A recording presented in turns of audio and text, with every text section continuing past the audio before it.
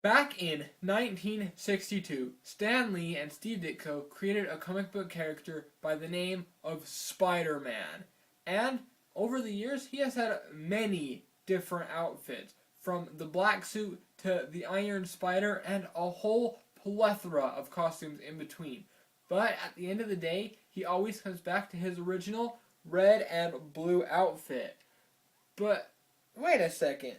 That looks more red and black than red and blue, but that can't be right.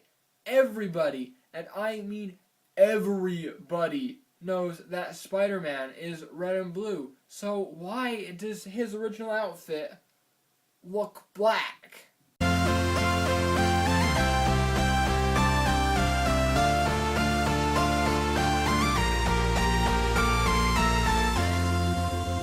Before we begin, I have to say this video will not contain spoilers for Avengers Endgame or Spider-Man Far From Home, because those movies are not out yet and I have not seen them.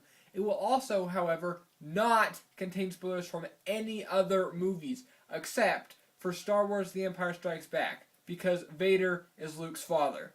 But anyways, back to the video. Back in 1962, after the huge success of the Fantastic Four, Stan Lee was working on a number of new characters, one of which was Spider-Man. He took his idea to legendary comic book artist and co-creator of characters such as Captain America and the Incredible Hulk, Jack Kirby. At the time, Lee and Kirby had worked together on a number of projects, and as often was the case, Lee just came to him with a rough idea of a young superhero with spider powers, and it was Kirby's job to fill in the rest. But Lee was not pleased with what Kirby came up with, saying that his design was too much like other superheroes at the time. You see, good old Stan wanted to create a character that would stand out against the godlike heroes over at DC. He wanted to create a character who was relatable, who the reader could project themselves onto, and Kirby's design just wasn't that. Lee then took the job to Steve Ditko, who had a very different take on the wall crawler. His design was much more sleek and acrobatic looking. He had web shooters and webbing in his armpits. But most importantly, he had a spandex costume that was red and black.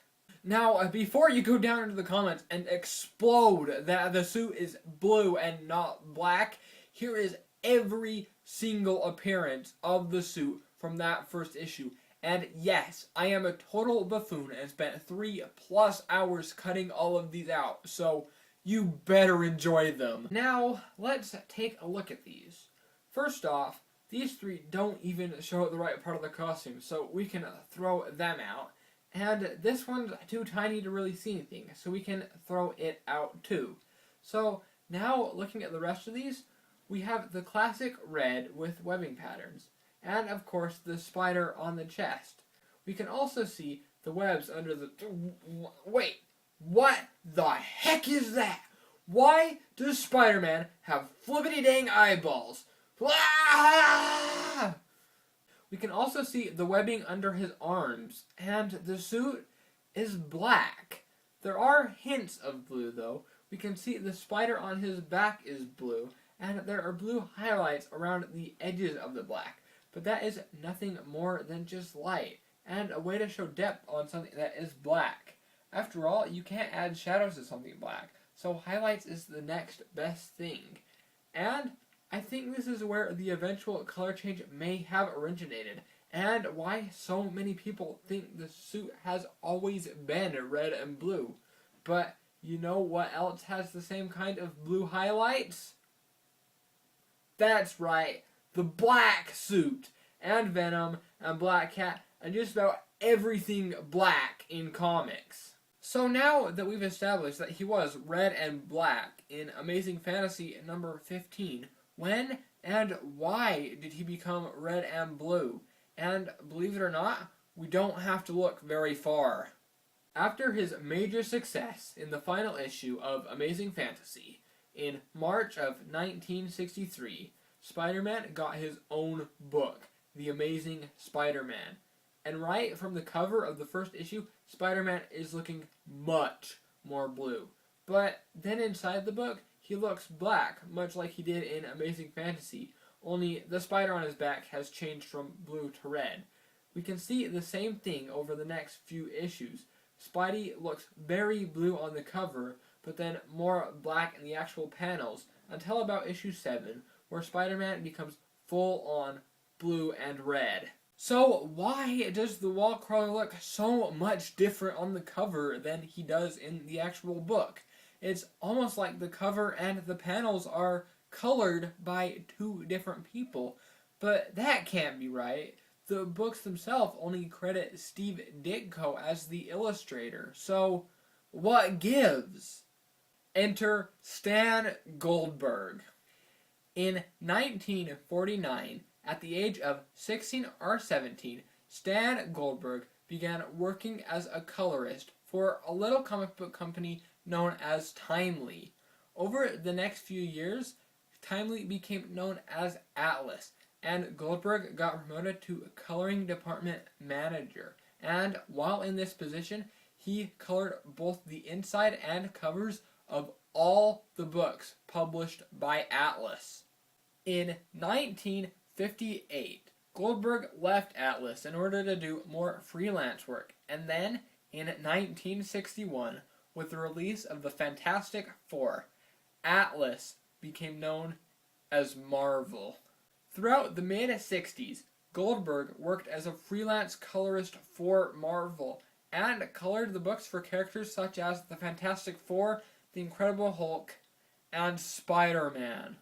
As Marvel's one-man coloring department, it was he who determined that the Thing would be orange, that Spider-Man would be red and blue black, and that Iron Man would be red and gold.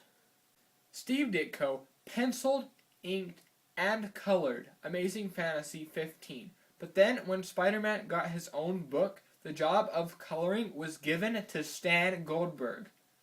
Okay, so here's what I believe happened. When Goldberg was given the job of coloring Spider-Man, he looked at Ditko's work in Amazing Fantasy, and for the majority of the comic book, Goldberg kept it pretty much the same.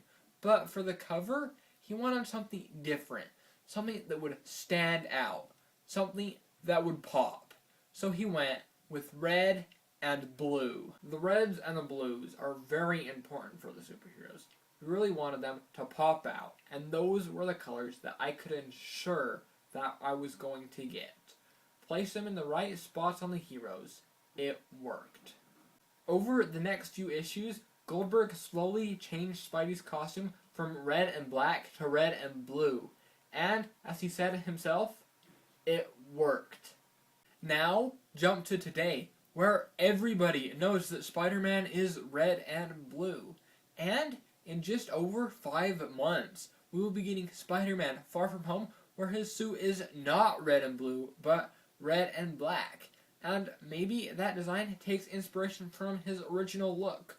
Or maybe it's inspired by another suit altogether. Maybe it's based on some previous concept art. Or maybe we'll just never know.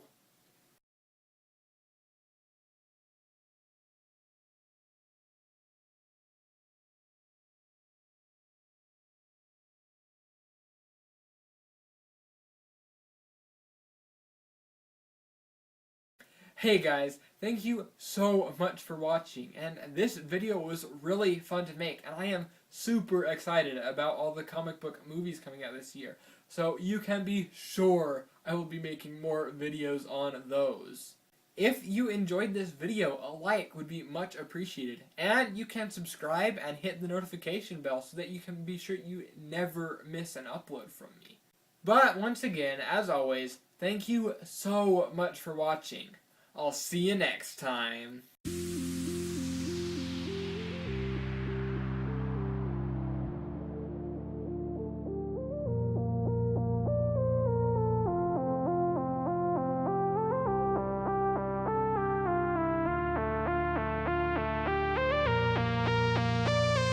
We can also see the webs under the... Wait, what the heck is that? Why does Spider-Man have flippity-dang eyeballs? Ah!